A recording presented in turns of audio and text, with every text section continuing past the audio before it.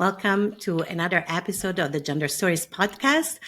I am honored and thrilled to be interviewing Tilly Bridges today. Tilly is one part of the trans woman, cis woman writing team with her wife Susan and creators of comics, screenplays, teleplays, and audio dramas. On June this year, Bridges released Begin Transmissions, which is this wonderful book that I've been reading. I'm showing you, if you're on YouTube, you get to see the cover. If you're just listening to the podcast, it's got just a lovely cover with a rabbit on the front. And I won't say more than that, but I really recommend reading the book, especially if you watch and love the Matrix franchise of movies. So Bridges releases Begin Transmission, the Trans Allegories of the Matrix, tracking one person's transition journey from Thomas Anderson to Neo to Trinity. As a transgender woman, Bridges said she had always connected with the Matrix movies on a level so strongly that she didn't understand. And the first time she watched the movies after coming out publicly was revelatory. Sorry. And Tilly says I was motivated to rewatch and take notes. We're going to talk more about all the things that inspired this book and why Tilly wrote this book. But I also want to highlight that Tilly has made award-winning audio drama via their production company, Pendant Productions, since 2004 with her wife. Tilly and her wife, Susan, have had 6 shows, crack Apple Podcasts top 60 scripted sci-fi shows of all time. And they're also writers of the 2023 Nebula Awards and are presenting writing for the new Monster High animated series and the Star Trek Adventures and Fallout role-playing games. And they live in Los Angeles. Welcome, Tilly. It's so good to have you here on Gender Story. Thank you for making the time. Thank you so much for having me. I'm delighted to be here. Alrighty, so let's get started. I've read the book, but of course, most of the listeners of Gender Stories haven't. So let's start from kind of why this book and why now, right? You're mostly a script writer, but you were really moved to kind of write this book. And it also seems very timely in a lot of ways. So I would love for you to share more about the inspiration for this book and how you feel about the timing of this book coming out. So when I came out publicly in the summer of 2020, I decided to sort of chronicle my transition and talk about trans issues as I went and things that people might not notice if they're not trans. Because even among trans people who don't have very much privilege, I have a lot. I'm very, very white. I didn't lose any friends or family or jobs when I came out. And I'm in a fairly safe area of the country to live in for trans people. And so that gives me so much more privilege than a lot of other trans people have. And I wanted to use that to help if I could. So that's sort of why I started writing, because I'm a writer and that's what I do. So I thought maybe I could help trans people feel not so alone in the world, talk about things that maybe would help cis people understand us a little bit better. And it was not long after I started that people started asking me about the Matrix films, because it was around the same time that the Wachowskis, who wrote and directed the movies, had come out and said that they sort of intended the movies to be an intentional allegory. And people knew that I was a screenwriter and I was already writing about trans issues. So they started asking me about these all the time and saying, well, what does that mean? What are the movies trying to say? And so I thought I always loved the movies, but I hadn't seen them since coming out. So I thought I'll sit down and watch them again, and I can write an essay about them. And that became 24 essays covering the entire franchise, because I was so surprised to discover how incredibly deep and specifically they speak to what it is to be trans. And there was so much to talk about to help other people see. And so it was sort of an accidental book that way, is sort of what I call it. I didn't set out to write a book, but there were so many essays that I was able to compile them, revise them, and turn them into this book. And when I started, I kind of wondered if by the time the book came out, it might not be as relevant, because maybe it's always going to be relevant to some degree, because trans people need to see themselves represented in media, have our stories told. Cis people need to understand us better. But I had hoped that the situation for trans people might have gotten better by the time the book would be released. And so maybe it would seem a little less relevant to some people. But unfortunately, things have gotten much, much worse, which I think only makes the book more relevant, because it is more important than ever, I think, that people understand what it really means to be trans and what it's like to live as a trans person in this world right now. So hopefully it will help increase understanding out there for the folks that need it, and will help other trans people feel not so alone and like they're seen and understood, because these movies, more than anything that I've ever encountered in mass media, understand what it is to be trans, just so well, down to the very core. Mm-hmm. Absolutely. And I really feel that about the timing of this book, right? With this, Yeah.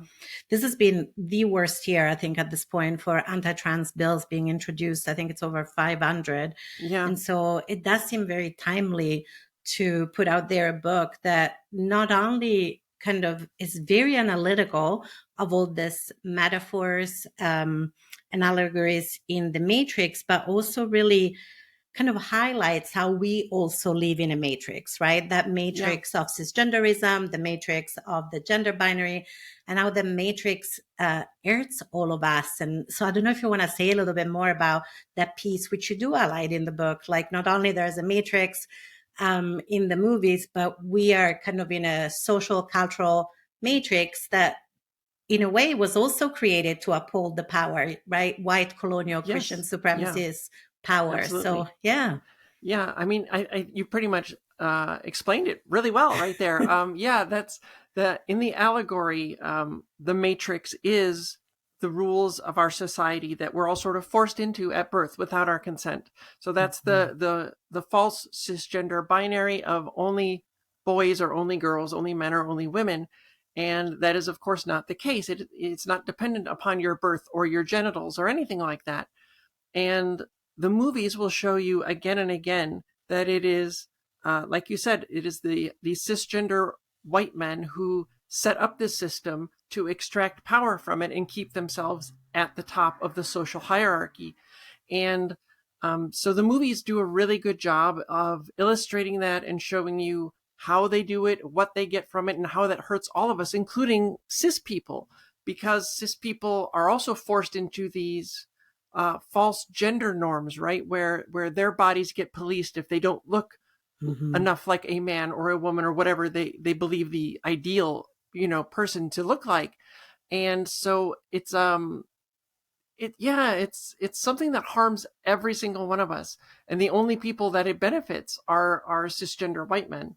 So um it's it's a very complicated thing to wake up to, I think, when Mhm. you have been living inside it your whole life. I think it's very hard for cis people to recognize it at first, not through any fault of who they are as people, but because of a society, because they fit so perfectly in the box that they were put in at birth that they can't see it, right? Because society said, you were a man and you've always felt like a man. You've always believed you were a man. You are a man.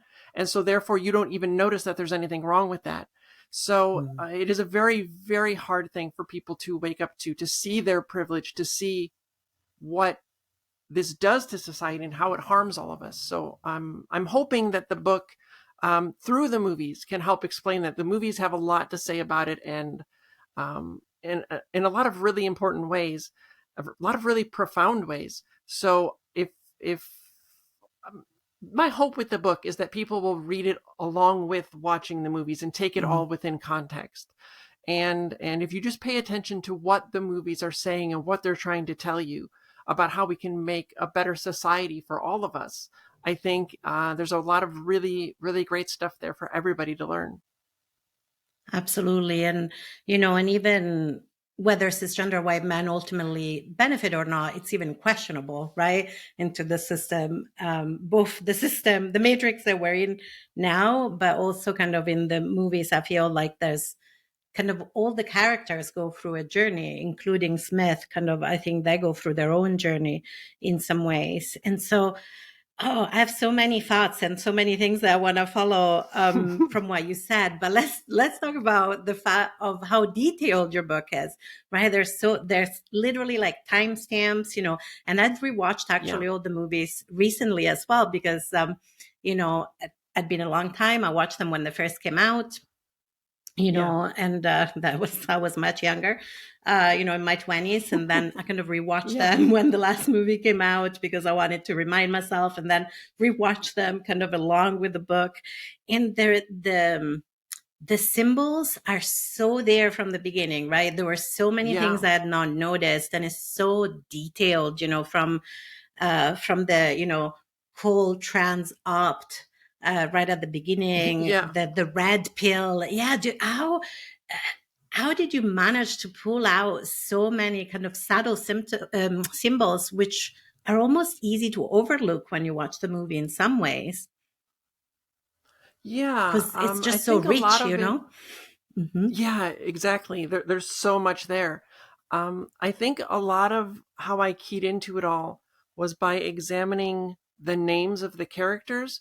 In these films, the Wachowskis are very specific with the way they name characters, and if you look up what the names mean, they can give you a clue Hmm. into who the people are and what they stand for.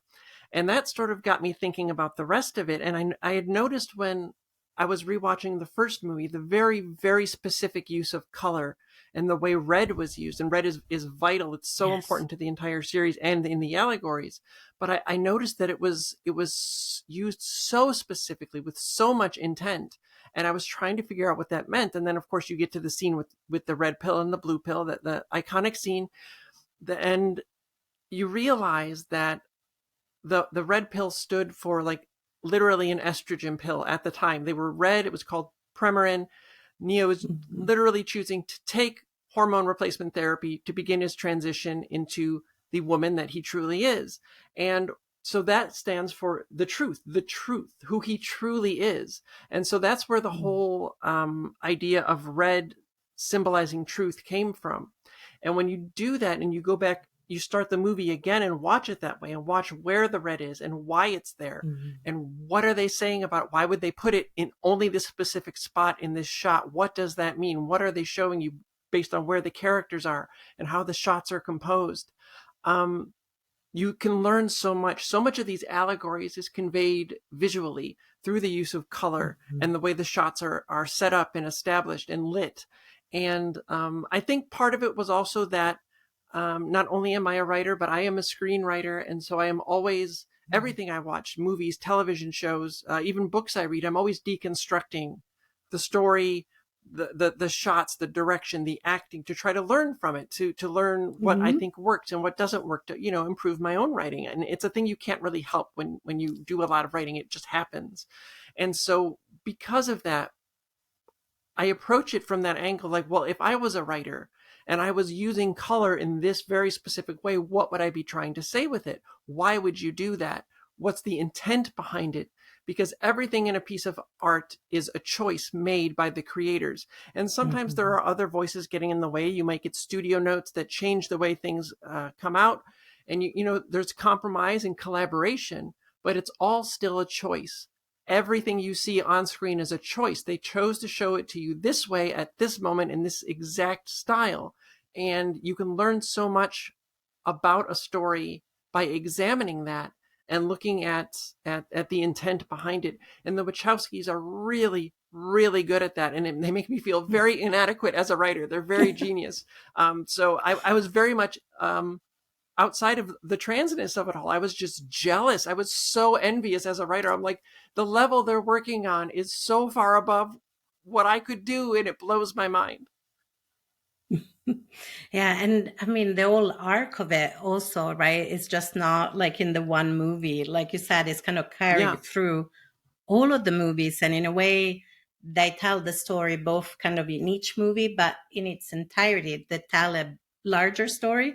And I think you right. highlight that beautifully in the book. And one of the things I love about the Matrix is that it highlights that the fight is not only external, right? Neo is not just fighting the matrix that's external, but it's also fighting the self-doubt, the Yep. thoughts, Yeah. the am I really the one, right? And the second movie, there's so much fighting, and you do talk about how, in a way, that represents once you're out, just how challenging it is to exist in the world as a trans person.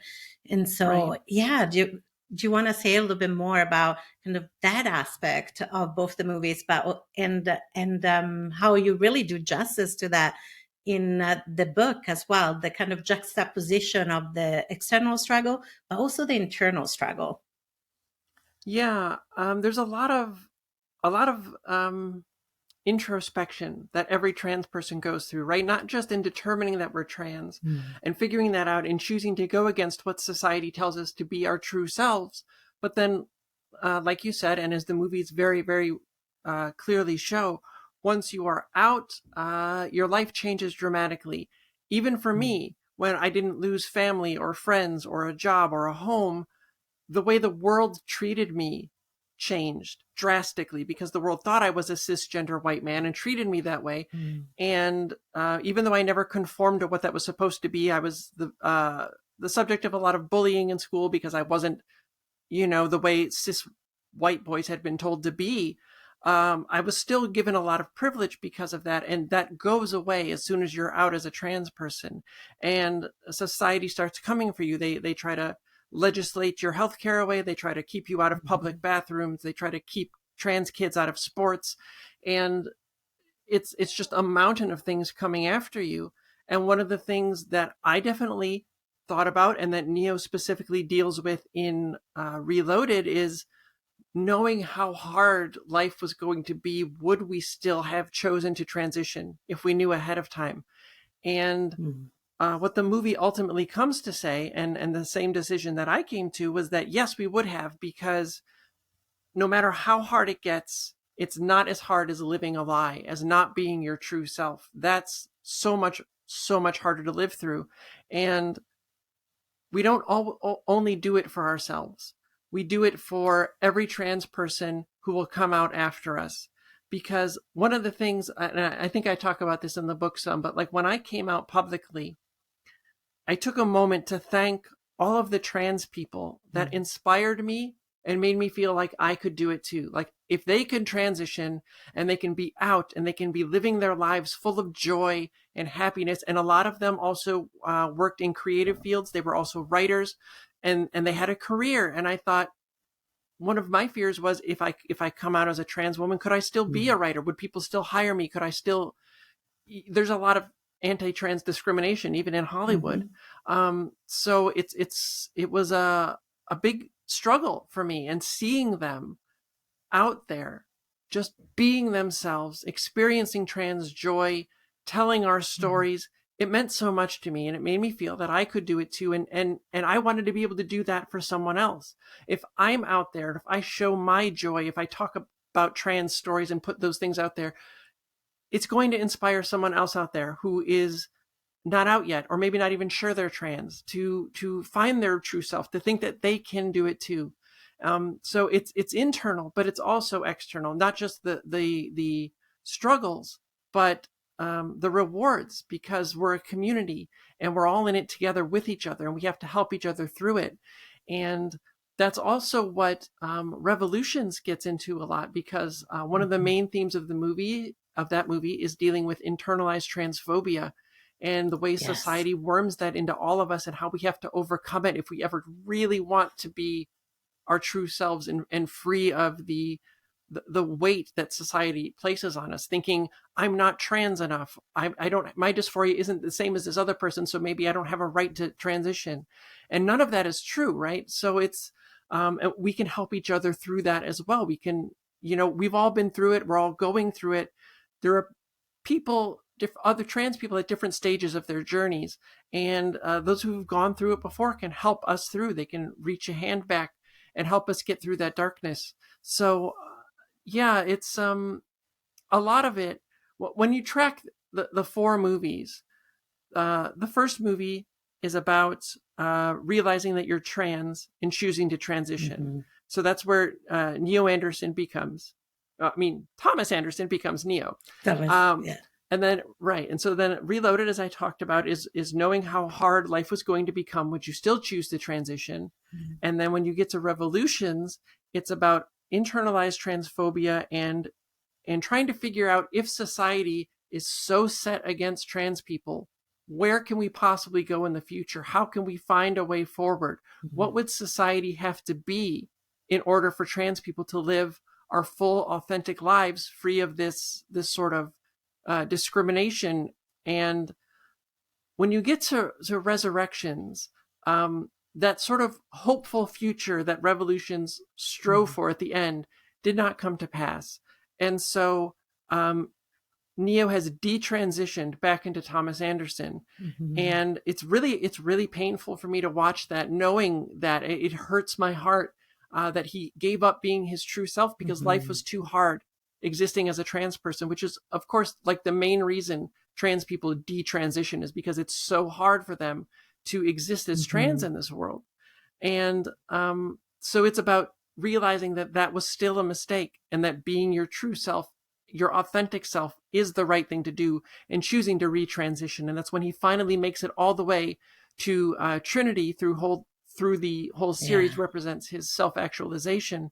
And the fourth one also very specifically deals with the erasure and co-opting of trans voices in general, Mhm. but also very specifically the Wachowskis themselves, and the way the red pill has been misappropriated by the right-wing elements of our society and taken to mean the exact opposite of what they intended, and what that does to the community, what that does to a person when your words are taken and used against you. So this series just has so much to say about so many aspects of trans life. You know, when I wrote the explanation of the first movie, I didn't think necessarily that the allegories would continue through every movie. And if they did, I never thought that they would have so many different things to say. Each movie builds upon what came before and talks about a different aspect of trans existence. And it's just so absolutely remarkable. I was also really scared when Resurrections came out, because I had written my analysis of the first three movies before that. Mhm. And I was afraid that Resurrections was going to blow it all up and show how wrong I was. And, that I was just seeing things that weren't really there, only what I wanted to see. And so I was really nervous about it. But then I watched the movie, and instead of that, what it did is reconfirm everything Mhm. that I had written about the first three in the strongest way possible, which really blew my mind. So it's, yeah, I don't know. I can't recommend it enough. Just understanding what the Wachowskis did in this remarkable series of movies, because when you understand it on its most foundational level and what it's saying about us, it gives you a feeling. I don't even know how to describe it. There's nothing else that has ever given me that feeling. I've never felt so seen by anything. And I've seen, shows that really wonderful shows that are written by trans people that explicitly, not in allegory, speak to the trans experience. And they're wonderful and they mean so much to me.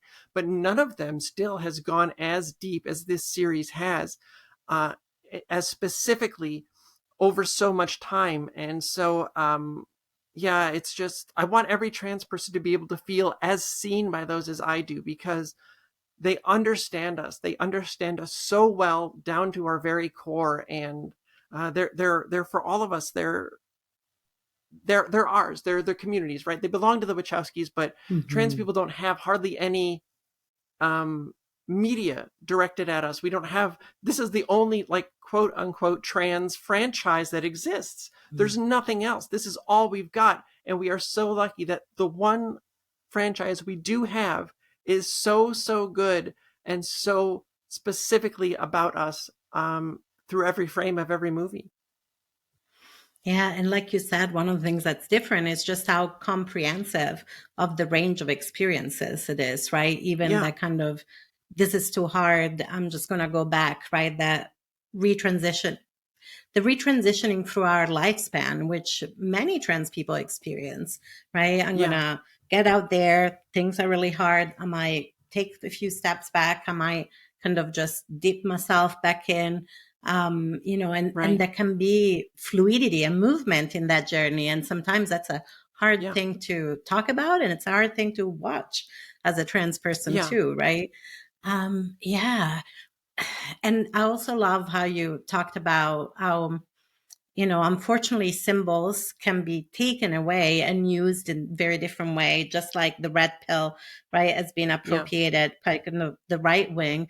So what would you say to people that, think that, and I've heard this many times, even when I'm like, oh, here is like a, trans allegory in this movie or that movie. And people are like, you're just seeing things because you're trans yourself and you're seeing everything through that lens, and I'm sure there are cis people who might be listening and think, but I relate to the Matrix and I'm not trans. So why do I relate to this franchise? Yeah. I think it's bigger than just a trans experience.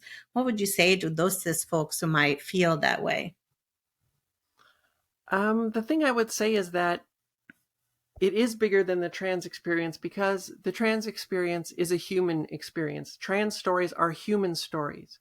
You might not Mhm. know what it's like to transition from your perceived gender to your true gender, but you know what it's like to go through big changes in your life. You know what it's like to be scared to do the thing that you know is right, Mhm. but you're not sure how people will react and you're afraid of that. You know what it's like to have societal expectations placed upon you that you don't necessarily agree with or that you think are outright wrong. And it can be really intimidating and difficult to examine that, to push back against it. So even if you don't know what it's like to be transgender, you know what all of those things are like. Every human has Mhm. been through things like that. And that's why I think everybody can identify with these movies and maybe don't think that they're trans because they also identify with it. And if they identify with it and they're cis, how can it possibly be trans? And yeah, Mhm. it's because trans stories are human stories and you can identify with that. But also, I think there's a non zero percentage of those people who maybe are eggs and don't realize it, right? And they don't want to be like I Mhm. ran I ran into that myself at the beginning, and Neo goes through it in the first movie. Well, I'm not trans because I don't want to be trans. I do that would be too hard. I don't want to deal with this. I'm not. I'm going to keep pretending I'm cis, and it doesn't work. It's hard. It's a horrible way to exist, and there's a lot of pushback through that. So again, it's like just getting cis people to wake up to the fact that there is sort of a forced binary that's placed on all of us at birth that they don't see initially. So it's one of those things. It's like waking up to any of your possible privileges can be a very difficult thing to do because society is invested in you not doing that. It's invested in you upholding the status quo, so those same cis white men at the top can keep extracting power. So it's a really tough thing, but you have to go into these things with an open mind. You have to want to learn, you have to want to understand, and you have to be able to admit that there is definitely a chance that two trans women were writing about transness. It's not, it's not out of the realm of possibility that that might happen, that they might write from their own experiences. And recently the Wachowskis have sort of walked back their mention that it was intentional, and that they say that some parts definitely were, but other parts it was just them telling stories and examining, what their life was like, and that is absolutely true. But in my perspective, that doesn't make it any less intentional because, like, as a writer, after I came out, after I accepted and after I realized and then accepted and my transness and came out, I looked back at a lot of my old writing, and it's a little embarrassing now that I couldn't see it, but through so much of it, I was working through my own very complicated feelings about gender and trying to figure out what that meant. In so many of my stories, there's a weird body swap thing happens that, oh, a man is in a woman's body. What happened? Oh, that's so weird. And it's in like every one of my stories, right? So I was clearly working through something. And if you asked me at the time, are you writing a trans allegory? Are you talking about being trans? I would have been like, no, that's bananas. Of course I'm not. I'm a cis man that I'm just writing fiction, right? But I clearly was subconsciously working through my own transness without realizing it. And all of us do that. There's this sort of kind of well-known thing among screenwriters, and I assume this probably also applies to novelists and all kinds of writers, where you write the first draft of something, and when you reread it to start your revisions, that's when you figure out what the theme was. Like sometimes you go in with a theme, but Yes. it might even have a secondary theme, or it might end up being something entirely different than what you intended. You look at it and you're like, oh, that's what I was writing about. And you didn't even consciously realize it until it was done. And then you go through the revisions and you strengthen it and make it more intentional. But it's a very known thing that you kind of often learn what the theme of a piece is after you've completed that first draft of it. So when we think we're just writing, we're just telling stories, we're always bringing our own baggage to all of that. All the things that we're dealing with, that we're thinking about, that's running through our heads, gets put into our work. That's what art is, right? It's our expression, it's our feelings, it's our emotion, it's our thoughts and desires. And so even if you're not consciously saying, I'm going to write this about being trans, if you are trans and you were deeply closeted at the time, as they were, and as they have even now admitted that they were deeply closeted at the time, you had to be, or these movies would have never gotten made. You're going to be working through those things because that's what's occupying your emotional and your emotional space, your energy, your thoughts. And so it's just going to make it into your work.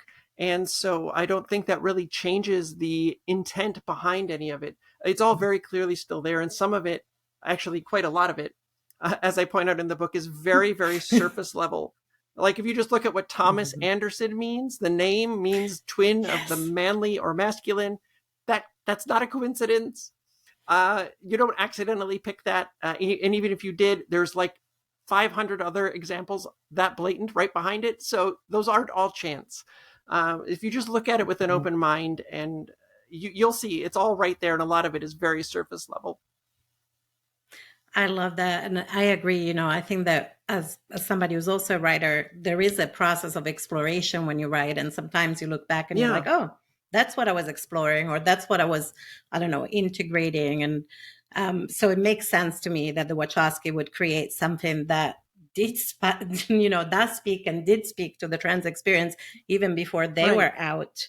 And I also love what you said about, some people who might think their cis might be not trans yet. And I know you use the term egg, which for the listeners who don't know, that means just somebody who's not aware yet of their trans identity. Sometimes people around them might be, but they're not quite yet aware. And I say sometimes people around them might be, because it's like when I came out, everybody was like, oh yeah, about time. Very few people are surprised. Yeah, that happens to a lot of us. Exactly. I don't think that's a unique experience. But a lot, even, those cis people who watch and love The Matrix, I think, of course, like we all have I truly believe that we all have a relationship with gender. That's kind of foundational to the podcast, but it's also foundational to a lot of my writing. I really truly believe that gender liberation is for everybody, and we are all in this matrix, right? And that matrix is restrictive ultimately for everyone, even I think in some ways, I'm always fascinated by Agent Smith also when I watch the movies, because there is a lot in that character too. So I don't know if you want to speak to that, to like, how does this matrix impacts like even the pinnacle, let's say, which is cis white man of power. They're still impacted. So yes. Yeah. Okay. So Smith is fascinating because he starts off as sort of the personification of the passive transphobia of society, of a society that maybe, I stress maybe, didn't know trans people existed and thought there were only cis men and cis women and set it up that way. And so when you're in a society that's established that way, trans people are going to be left out and oppressed just by the very basics of that. But over the course of the first movie, as he comes to understand Neo and Neo's transness, he morphs into the personification of active transphobia, the kind that acknowledges that trans people do exist only so that they can try to stop us from existing, legislate against us and try to make it impossible for us to get healthcare and be our true selves. And he sort of stays as that through the rest of the movies, but he has this journey he goes on where you see it mostly in Reloaded and in through Revolutions, where he's envious that Neo Yes. or trans people don't play by the rules of society. We don't have to do what society says because we know society is wrong. And he wants to feel that freedom too. It's an envy, it's a jealous. And I think a lot of Hmm. transphobic cis people have that within them. We don't follow the rules and they don't understand why they have to and we don't. And of course they don't have to, but they feel like they do. And Yes. so then he gets to this point where he's exactly, this is part of the genius of it, is that the Wachowskis saw all these the right-wing men's rights activist people who appropriated the red pill coming, and Smith becomes one of them, and he's like, no, I'm outside of the system just like you. I'm so Yes. outside of the system. Nobody's the boss of me. I'm the one deciding what I want to do.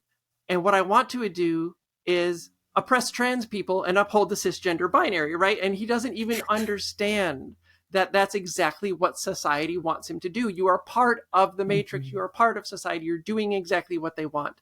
He's so far inside the matrix, he thinks he's outside of it. And that's all of those people who have misappropriated the red pill, that use it Hmm. to stand for, oh, take the red pill and it means you will understand that cis white men are the oppressed ones and we're the ones losing our rights because other people are finally getting them. And it's bonkers. And when you get to Resurrections, he's sort of taken on a literal new face. He tries to pretend that he's gentler and kinder, and he uses buzzwords. And he and the analysts specifically both sort of fall into that rainbow capitalism area where they're all, look, we're Yes. cool and we're hip and we're giving you a T-shirt with a trans flag on it. Now don't ask us for any rights because you've got enough. That's all you need. And the second Hmm. that Neo is like, no, that's not all I need. I need to be my true self. I need to have equal rights and access to the medication that I need. Smith goes right back to how he's always been, right? He's transphobia. He's active transphobia trying to end you. And so they use him really, really brilliantly through the entire series to say a lot about that aspect of our society and how circular their logic is. Absolutely. And, and that's one of the things I love is kind of that journey of almost all these different phases of cisgenderism and transphobia through the Yeah, franchise, right? As well as exploring the trans experience in some ways, exploring all the ways in which societally we might encounter, um, from indifference and erasure and ignorance all the way to hate, all the way to yeah, covert discrimination, and all the way back right. into very open and hostile kind of Yeah, transphobia, if anything is poked at. Absolutely. And like you said, it's just layers and layers and layers. I feel like we could talk about this all day, really. One of the things yeah, I'm curious about, right? I mean, it's like there's so many layers. yeah. One of the things I'm curious about is your relationship to science fiction and speculative fiction. I've actually been talking about this a lot lately because I'm interviewing quite a few speculative fiction and sci-fi author or people who love space. And I think there is something about trans and queer folks really being into sci-fi and speculative fiction as a way of exploring, existing, healing even. Yeah. And I'm just curious about your relationship to sci-fi and where that passion for sci-fi comes from, and yeah, just your relationship to the genre. Yeah, I deeply love sci-fi and fantasy, and it started in childhood, and it probably, honestly, looking back, it probably started with Star Trek, which I'm still an Mm. absolutely massive fan of, and I remember seeing it as a kid and being so, I don't know what the word is, just surprised at how at the sort of utopic world that it presents, at the look at all of Mm. these people who are so different and so vastly strange, even some of the aliens, right? And they're all coming together, they're accepting each other for who they are, and because of their differences they like that. It makes them stronger together and they can accomplish good in this world by working together and accepting each other. And Star Trek was also really heavily leans into allegory a lot of times, as a lot of Mhm. sci-fi does, because it lends itself to that, because you can talk about important political issues of the day without it being that on the surface. And so, like, especially on a TV show like Star Trek, even like the original in the 60s, they could talk about racism without talking about racism. And getting that on TV in the 60s would have, as a surface level, like, racism story about like the way white people in this society treat black people would have been almost impossible. But because Mhm. of the sci-fi layer over it, because of using allegory, they were able to tell these really important stories that you couldn't really tell otherwise at the time. And, I think that absolutely holds true with The Matrix, because if the Wachowskis were out as trans women in the late 90s, they would have never gotten this Mm. movie deal. We're in 2023, and trans people can't get TV shows sold. We can't get Yeah. movies made. We have trouble getting hired on there are TV shows about trans people that have no trans writers on the staff. And Yeah. it's that hard for us now. And so if they didn't use allegory, if they said, here's going to be a movie, maybe not even a franchise, just the first movie, and it's going to be about discovering that you're trans and accepting it and choosing to transition, no one would have ever given them Mm. the money to make that movie. No one would have ever let them make that movie. Warner Brothers wouldn't have turned it into a franchise that made them tons and tons and tons of money. And all of us people would not have gotten to see it, and we would not have gotten to feel so seen by it and understood by it. And there's so much value in that. And genre fiction gives you that incredible power to do that, to tell these stories and get them past the gatekeepers without them realizing that's what you're doing. And then you get it out into the world. And, that's one of the things that the movies talk about very specifically, is that cis people are the gatekeepers to just about everything trans people need in this world. Like, Mhm. very specifically, they were the gatekeepers to the Wachowskis getting their stories out, but also, like, almost all doctors that trans people have are cis doctors, because there's not that many trans people, and not all of us No. can have trans doctors. And like, when I wanted to get access to hormone replacement therapy, I had to speak to a therapist first and convince this cis woman that I was trans, that I am a woman. And you shouldn't have to do that. I shouldn't have to convince No. a cis person that I'm trans, right, in order to get my health care. Mhm. And it's really messed up. So, our whole society is like that in so many ways. And so that's one of the really beautiful things about genre stories, is that they can get those stories out there, and they can also let us imagine better worlds where Mhm. things go right, and we can create a better society together.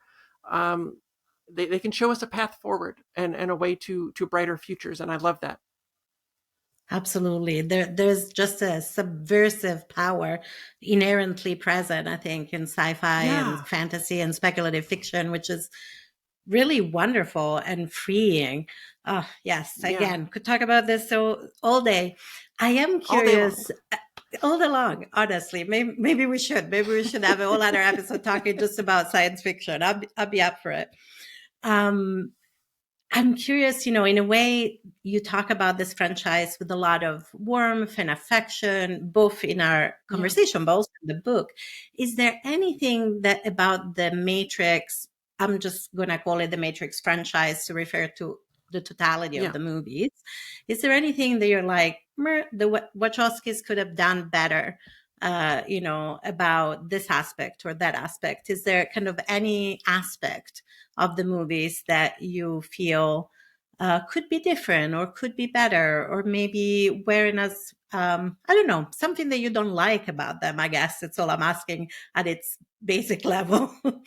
Yeah. Yeah, there's only one thing, really, and it's in Resurrections. The context of that movie changed from the original trilogy, because after the original trilogy ended, the Wachowskis came out under very different Hmm. circumstances, and it was not great. I believe it was for Lily. She was outed without her okay and Yeah. her say so, which is terrible, and that should never ever happen to anybody. But they are out now. And so when you go into Resurrections, you are getting a story from Lana Wachowski, who is an out trans woman. She's been out for 20 years. And that's so different than being closeted in the late 90s and early 2000s. And so the context does change there. And what I was disappointed by was that there were not more trans people on screen in Resurrections. I think there's just one trans man who appears, and I think he might only have one or two lines. It's a really tiny little role. And that's it.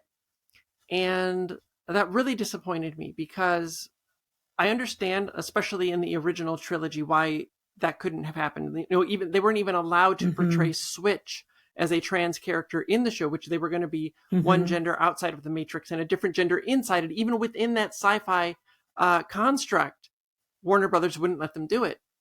And so I absolutely understand that there weren't any trans people on screen, or out trans people on screen anyway, as far as we know, in that original trilogy.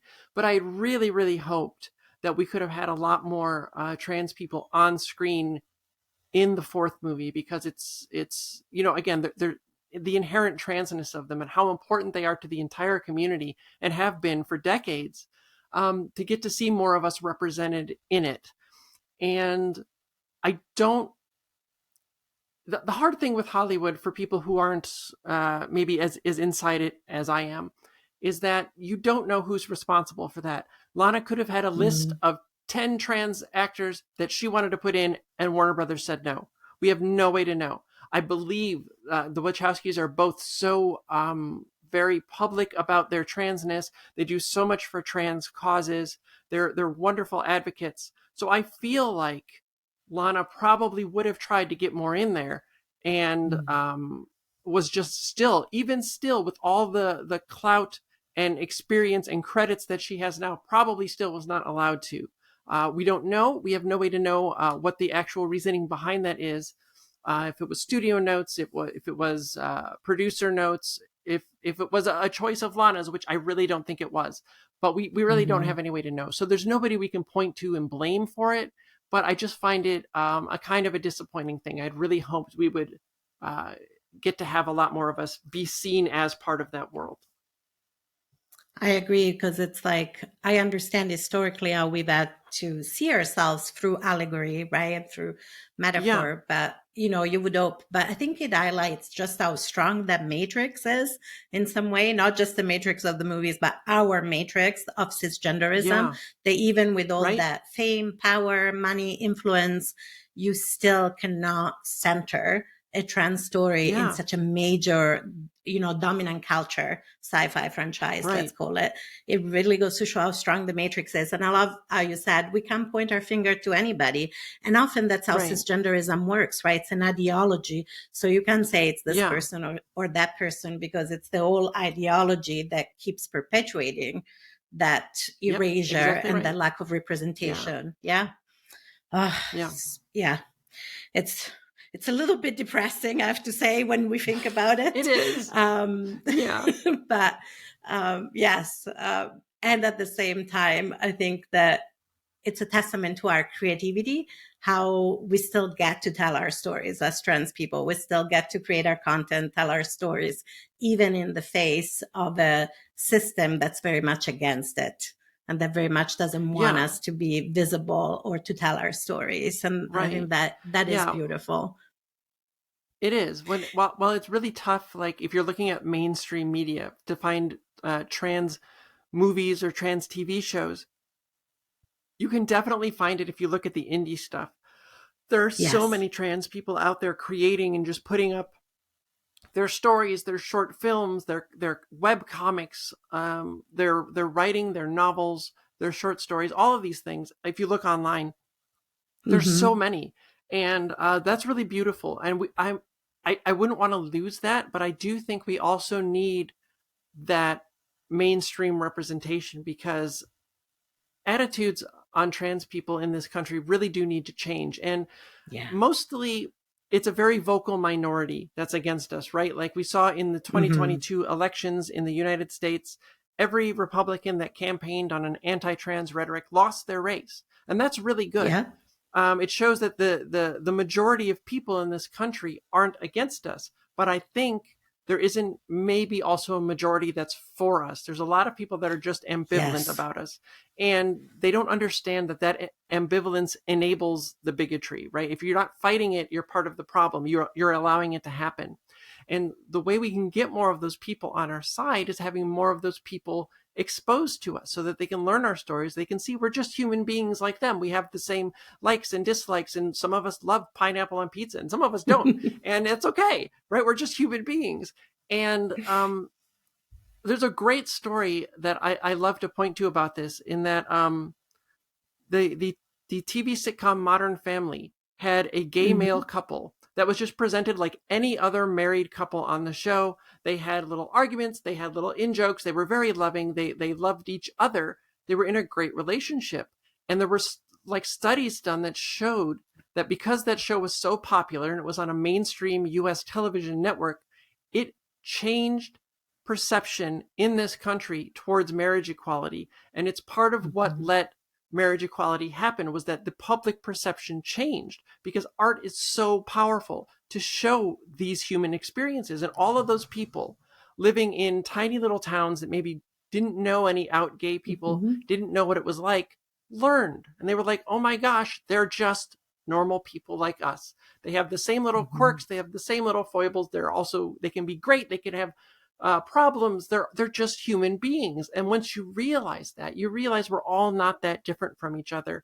And it becomes so much harder to not care about those people or to actively hate them. Understanding breeds acceptance. So I think that Mhm. the indie trans creative scene is beautiful and wonderful, and I never want to lose it. But we do also need cis accomplices in mainstream media to help us get our stories out there and get them told, because that's what's going to really change, or at least really help change things for the better in this country. Absolutely. I think the storytelling is so important to um, help with empathy and connection, right? Because often Yes, people right. feel, well, the trans experience is so different from my experiences, miles away. But is it miles away? Because I don't think Yeah, so. And, the number it's of not. times I've talked No. to, it's really not. Exactly.